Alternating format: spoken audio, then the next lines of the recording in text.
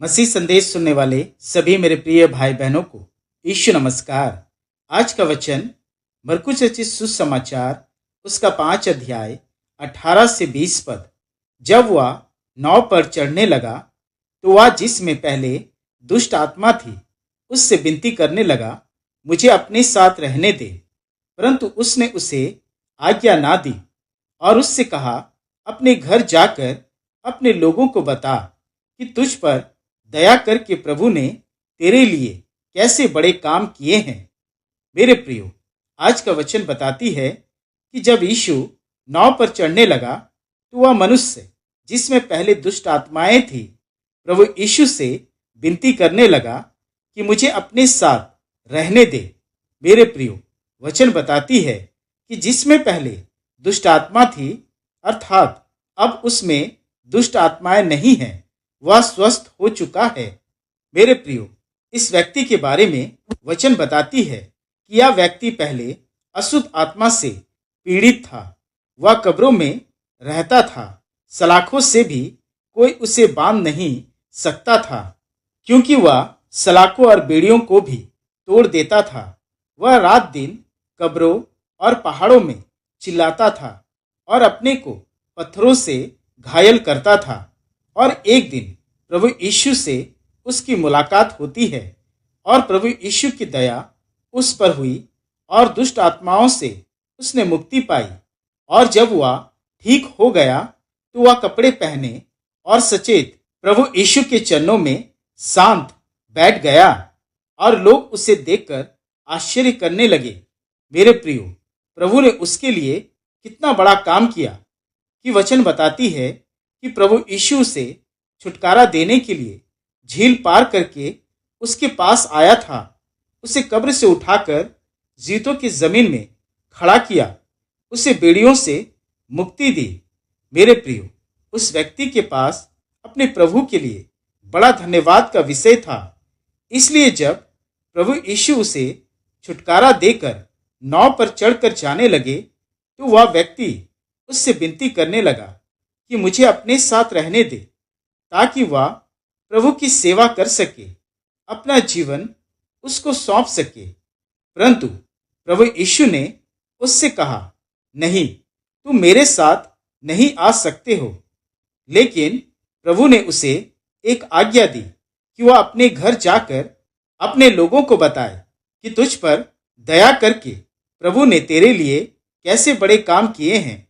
और सुसमाचार बताती है कि वो व्यक्ति न केवल अपने घर गया, लोगों को बताया, बल्कि पूरे दिकापुलिस में इस बात का प्रचार भी करने लगा कि प्रभु ने उसके लिए कैसे बड़े बड़े काम किए हैं, कैसे उसे दुष्ट आत्माओं से छुटकारा दिया। मेरे प्रियो, आज हमारे जीवन के लिए प्रभु यीशु मसीह की यही आदेश है। मेरे प्रियो, प्रभु के हर आशीष के साथ आदेश है, हर छुटकारे के साथ आदेश है, हर चंगाई के साथ आदेश है। आदेश यह है कि अपने घर और लोगों को बताओ कि प्रभु ने कैसे बड़े बड़े काम आपके लिए किए हैं।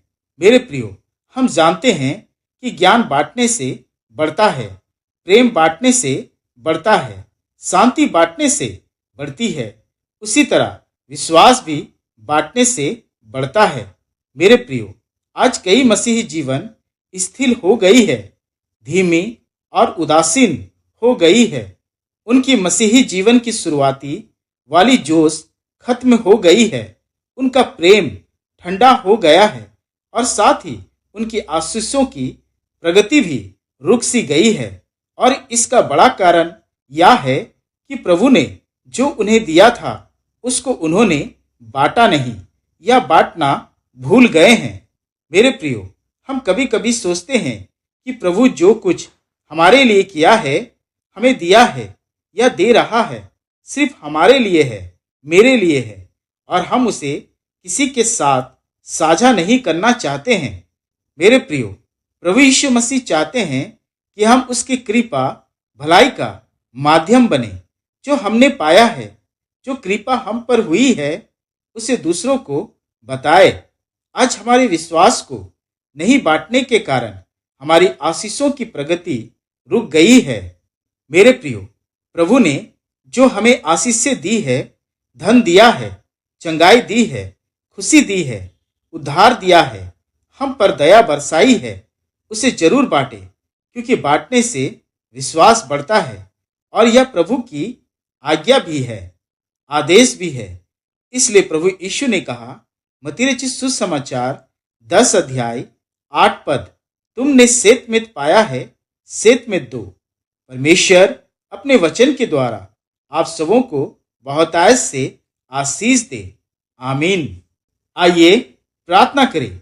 हे पिता, तेरा धन्यवाद करते हैं, एक बार फिर तूने हमें मिटने नहीं दिया, बल्कि भोर का सुंदर उजियाला हमारे जीवन में जोड़कर अपनी दया हम पर उंडेला है। हे पिता, तेरा धन्यवाद करते हैं आज के वचन के लिए कि तेरी अपार करुणा हम पर है, तेरी दया हम पर है। तूने हमें चंगा किया, हमारे घावों को साफ किया, हमारे जीवन से दुष्ट आत्माओं को निकाला, हमें साफ कपड़े पहनाए, हमें अच्छा भोजन दिया, हमें सुंदर और आशीषित परिवार दिया, हमें कब्रों से उठाकर नया जीवन दिया, हमारे पापों को क्षमा किया। हे पिता, ये सारी आशीषें और दया जो हम पर तूने किया है, उसे बांटने की साहस हमें प्रदान कर कि हम अपनी गवाही दूसरों के साथ बांटे और अपने विश्वास को जिंदा रखे। तेरी आज्ञा हमारे जीवन में पूरा हो और हमें अपने आशीषों का माध्यम बना, ताकि हम दूसरों के लिए विश्वास का कारण बने। हे पिता, हम में अपनी आज्ञा को पूरा कर और इस प्रार्थना को अपने प्रिय पुत्र हमारे प्रभु यीशु मसीह के नाम से सुन और ग्रहण कर। आमीन।